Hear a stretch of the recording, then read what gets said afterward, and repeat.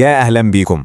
النهاردة هنمسك كتب تطوير الذات دي كلها ونطلع منها بالزبدة، يعني من غير كلام كتير وفلسفة. هنجيب الخلاصة، الأفكار اللي بجد لو طبقناها صح هتفرق. حصل قبل كده ان الواحد يقرا كتاب عن تطوير الذات ويتحمس قوي ويقول خلاص انا هتغير، وبعدها بيومين 3 يلاقي كل حاجه رجعت زي ما كانت بالظبط. لو ده حصل اطمنوا، ده احساس طبيعي جدا وبيحصل لاغلبنا. طيب، هل المشكلة فينا؟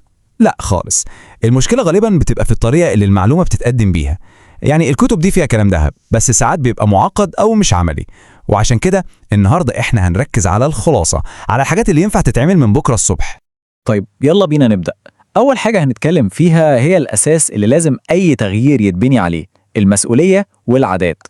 بصوا بقى، دي يمكن أهم نقلة فكرية ممكن أي حد فينا يعملها. في عقليتين، عقلية الضحية ودي اللي بتقول أصل الظروف، أصل الناس، أصل حظي وحش، اللوم دايما على حاجة بره. والناحية التانية في عقلية المسؤولية الكاملة، وهنا النقلة كلها مش مهم إيه اللي حصل زمان، المهم أنا هعمل إيه دلوقتي وفي اللي جاي. وهنا في جملة يعني ممكن تكون تقيلة شوية على القلب، بس هي حقيقية جدا وبتحرر.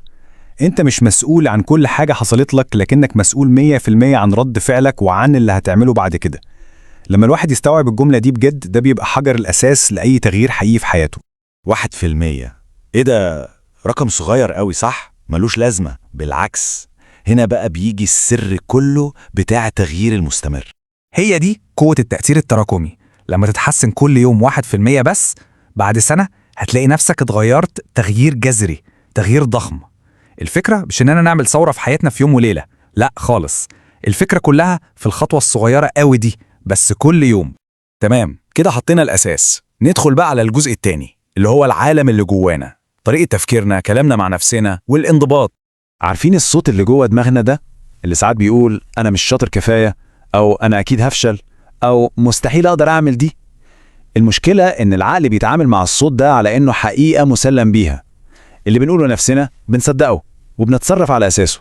والحل بسيط بشكل مدهش: غير الكلام اللي بتقوله لنفسك. لما تغير الكلمات، تصرفاتك هتبدأ تتغير وراها بشكل تلقائي. اللغة اللي بنستخدمها مع نفسنا هي اللي بترسم الواقع بتاعنا. ودي بقى نقطة في منتهى الأهمية، الفرق بين الحماس والانضباط.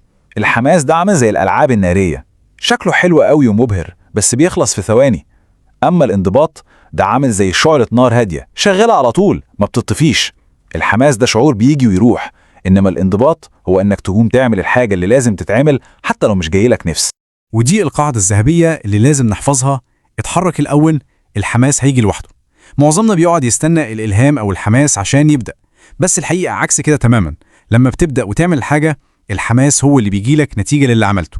كده اتكلمنا في الأساسيات والعقلية، وصلنا لآخر جزء، وهو إزاي نترجم كل ده لأفعال حقيقية: التركيز والثقة. الرسمة دي بتلخص فكرة عظيمة جدا. تخيلوا إن كل حاجة في حياتنا عبارة عن الدايرة دي. هنلاقي إن الجزء الصغير قوي ده هو بس اللي في إيدينا نقدر نتحكم فيه، أما الجزء الكبير ده كله فده بره سيطرتنا تماما. والفرق بين الشخص الناجح وغيره مش إن الناجح ده ما عندوش مشاكل، لا خالص. الفرق إن تركيزه ذكي. هو بيحط كل طاقته ووقته في الحتة الصغيرة اللي يقدر يغيرها دي، وبيريح دماغه من الباقي اللي مش في إيده. وهنا بنوصل لواحدة من أكبر المغالطات عن الثقة بالنفس. معظمنا فاكر إنه محتاج يكون واثق من نفسه عشان ياخد خطوة. المعادلة الحقيقية مقلوبة. بصوا كده، الخطوة الأولى هي الفعل. لما تاخد الخطوة وتعمل الحاجة، الثقة بتيجي كنتيجة طبيعية للفعل ده، مش العكس. طيب، يبقى إيه خلاصة من كل الكلام ده؟ إزاي ناخد الأفكار دي ونحولها لحاجة حقيقية في حياتنا؟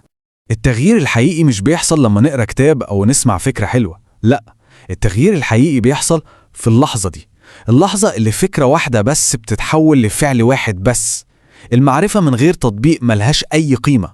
يعني في الآخر، كتب تطوير الذات دي مش عصاية سحرية هتحل كل مشاكلنا، لا. هي عاملة زي صندوق العدة، مليان مفكات ومفاتيح وأدوات، بس الأدوات دي هتفضل مركونة ملهاش لازمة لحد ما إحنا نقرر نستخدمها. وهنا بقى نوصل للسؤال الأهم اللي لازم كل واحد فينا يسأله لنفسه بعد كل اللي سمعناه ده: إيه هي أول خطوة؟ مش لازم تكون خطوة عملاقة، ممكن تكون أصغر خطوة ممكنة. المهم إنها تكون خطوة. فكروا فيها كده، إيه هي؟